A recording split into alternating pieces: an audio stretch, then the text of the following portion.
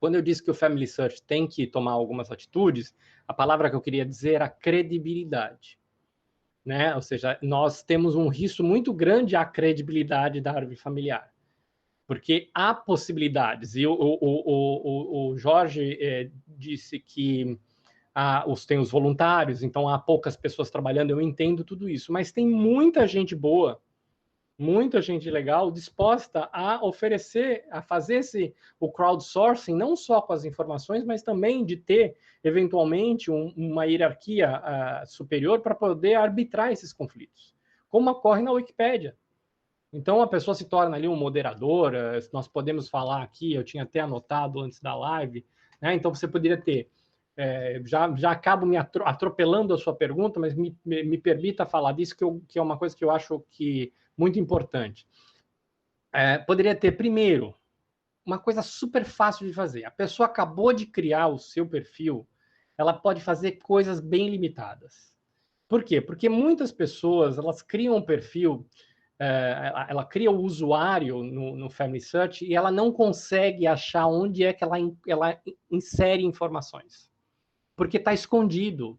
Para você pôr uma pessoa sem estar conectada, você tem que achar num local que ele não é intuitivo. Então, ela não acha onde colocar. E sabe o que ela faz? Ela acha uma pessoa com nome parecido, aí ela começa a vampirizar aquele perfil, aquela entrada. Não sei se já aconteceu com vocês. Comigo já aconteceu diversas vezes. Então, assim, a pessoa vê uma pessoa com nome parecido, então ela começa a trocar os dados. Ela pega uma pessoa que viveu em 1715 e começa a colocar um dado de 1920. E ela começa a trocar todo mundo. Ela começa a trocar o cônjuge, começa a trocar os filhos, porque ela tem que vampirizar, porque ela não consegue criar, ela não sabe. Então, por exemplo, um usuário que acabou de ser criado, ele deveria ter uma limitação de modificação, de união, né, o merge, deveria ter uma série de limitações, porque senão ele começa a fazer besteira. As pessoas fazem, por exemplo, anexando informações do século XVI em pessoas que viveram no século XX, né, homonímias super naturais, né, de nomes comuns, porque tudo bem, alguns nomes não são tão comuns, mas as pessoas, assim, a pessoa vê, sei lá, tá vendo um espanhol, aí o cara chama Antônio Garcia Martínez, aí a pessoa vê um Antônio Garcia Martínez de um lugar nada a ver, um outro local do México, das Filipinas, e aí a pessoa vai lá e unifica.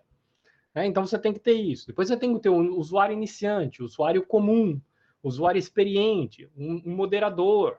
Poderia ter essa hierarquia para poder ajudar nessa manutenção da árvore como um todo, né? Então, e as pessoas têm que entender, ou seja, a árvore é tão rica, ela tem uma série de locais que você pode colocar, por exemplo, então, a pessoa é um judeu sefardita certificado pela congregação israelita de Lisboa, tudo bem, é um fato relevante, não há a menor dúvida. Então, existe lá um local, outras informações, fato personalizado.